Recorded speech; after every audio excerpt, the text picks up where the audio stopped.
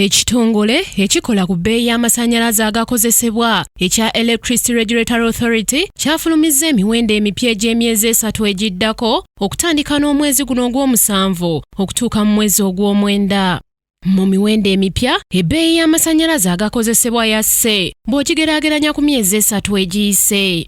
Omwogezi w'ekitongole kino Julius Wandera ategeezezza nti emiwendo gino okukka kiddiridde ebbeeyi ya ssente enzungu giyite ddoola okukkira ddala nga kati munnayuganda akozesa siringi ntono nnyo okugula ddoola so ng'ebintu ebisinga okukozesebwa mu masanyalaze bigulibwa nga bikozesebwa ssente enzungu. Wandera ategeezezza nti n'ebbeeyi y'amafuta ey'ensi yonna okuseebengerera nakyo kiyambyeko amasanyalaze okukka nga kw'otadde n'ensonga endala. Twagenze okukiraba nga ate bannayuganda balina omukisa munene nnyo.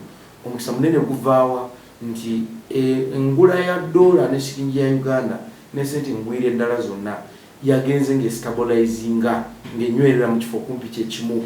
Wabaddewo okutambula kwa ddoola ne ssente ya Uganda naye tekibadde kibi nnyo.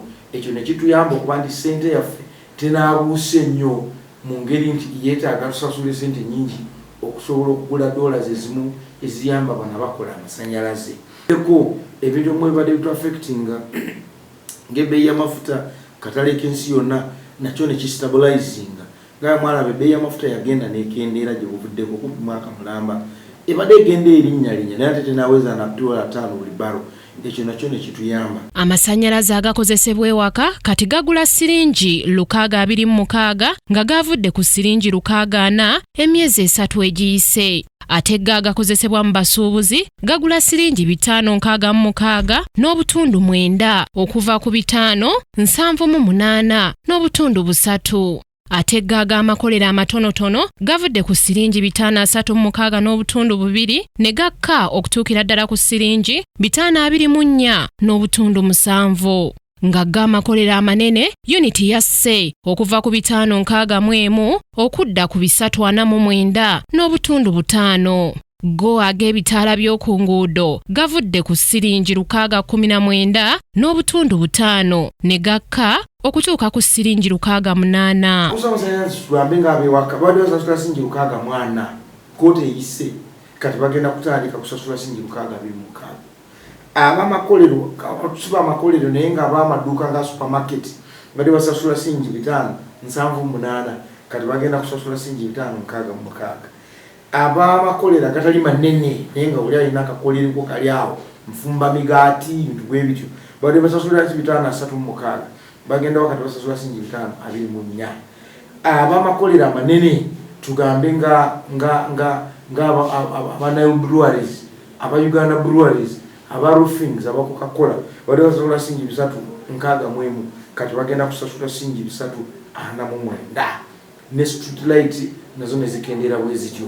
Bo be twayogeddeko nabo ku nkyukakyuka y'ebbeeyi y'amasanyalaze bategeezezza nga yadde ekitongole kyalangiridde okukka kw'ebbeeyi y'amasanyalaze naye waliwo obweraliikirivu nti ekitongole kya umeme kiyinza obutateeka mu nkola bintu bino naye bwe kiba kitadde mu nkola enteekateeka eno kiyinza okubayamba. Kandi begakka tuyamba kubanga nabwe tuba tufunamu olwala amasanyalaze gateeka bbeeyi okola emirimu akasoma tabalina ssente ate okuba amasanyalaze nga talina kyofunako naye begaba gasse abo osigala ofunako akatondola. Baleese ebbiiru ng'eriko wansi. Buli luvannyuma lwa myezi 3 ekitongole kya Electricity Regulatory Authority kivaayo ne kirangirira emiwendo egiteeberezebwa okukozesebwa mu kiseera ekyo okusobozesa abakozesa amasanyalaze okugeteekerateekera mu budde nga n'enkola eno yatandika mu mwaka gwa 2014. Samali Kisaache, Kingdom TV, amalindirire.